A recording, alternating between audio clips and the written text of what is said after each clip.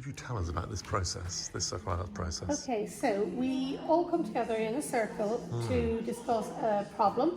Problems presented here, in this case it's a Year 5 boy, and everyone contributes, asks questions of the person who's presented the boy, and they find out what is the problem overall and what's happened.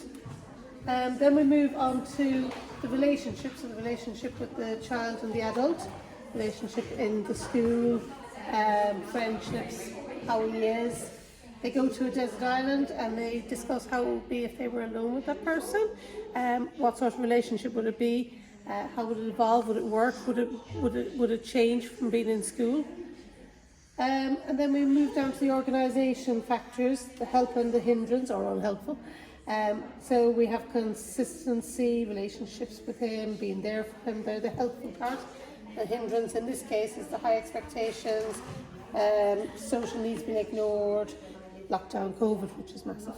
Then we go to the voice of the child, and a member of the group takes the role of the child and discusses how they are feeling with leading questions.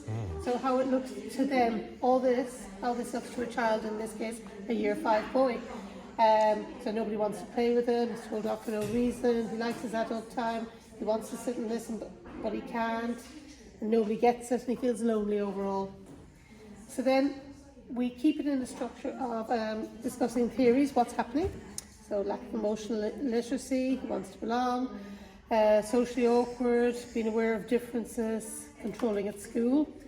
And then we move on to talking about strategies that we could use to maybe support the child, so raising it at Springboard, ELSA, North Ashfield Partnership, which are a great resource centre for helping with problems with children, staff training, regulation box. And then finally we move on to the actions and the first steps, which the presenter of the problem discusses. And they talk about the first steps and talk to SLT by Monday, so it's a SMART target, and specific provision for lunch is another SMART target that can be employed.